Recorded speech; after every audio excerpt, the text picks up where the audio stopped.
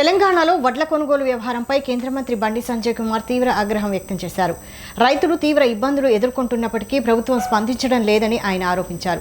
కొనుగోలు కేంద్రాల వద్ద రైతులు పడిగాపులు కాస్తూ అరిగోస పడుతున్నారని, అయినా అధికార యంత్రాంగం నిర్లక్ష్యంగా వ్యవహరిస్తోందని విమర్శించారు. పంట చేతికొచ్చే వరకు ఒక టెన్షన్, చేతికొచ్చిన తర్వాత అమ్ముకునేందుకు మరో టెన్షన్ రైతులపై పడుతోందని ఆయన పేర్కొన్నారు. రాష్ట్రంలో లక్షల మెట్రిక్ టన్నుల వడ్లు వస్తున్నప్పటికీ ఇప్పటి వరకు తక్కువ మొత్తమే కొనుగోలు చేయడం కాంగ్రెస్ సర్కార్ వైఫల్యమని అన్నారు. కేంద్రం ప్రతి గింజకు నిధులు ఇస్తున్నప్పటికీ వాటిని సమర్థంగా వినియోగించడం లేదని ఆరోపించారు.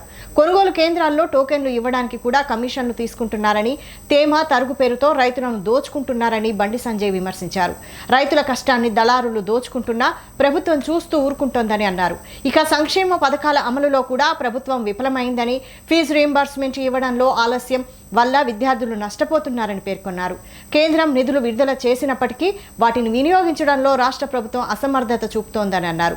అలాగే గత ప్రభుత్వంపై ఉన్న ఆరోపణలపై చర్యలు తీసుకోవడంలో ప్రభుత్వం ఆలస్యం చేస్తోందని విమర్శించారు.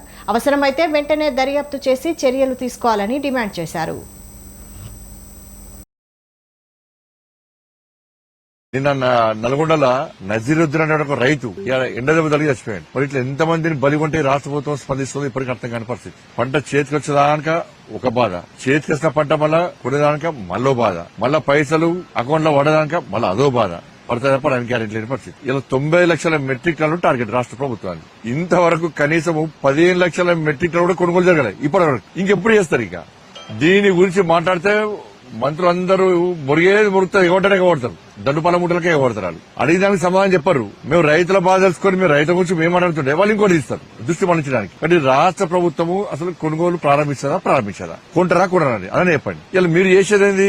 మీరు పైసలు పెట్టడం కాదు, పైసలు కేంద్రమే కొంటున్నది. శుద్ధితాలు కాంచాలి ఆడ ఆఫీసర్ల పైసలు దానిక కూడా మొత్తం ప్రతి గింజ కూడా కేంద్రమే పైసలు ఇస్తున్నది. శుద్ధితాడు గాని, గోన సంచులు గాని, ట్రాన్స్పోర్టేషన్ గాని అన్నిటికీ కేంద్రమే పైసలు ఇస్తున్నది. నువ్వు మధ్యవర్తిత్వం వహిస్తే నువ్వు కూడా కమిషన్ కూడా కేంద్రం ఇస్తున్నది. నువ్వు బ్రోకరేజ్ చేస్తే దాని కూడా కమిషన్ కూడా కేంద్రమే ఇస్తున్నది.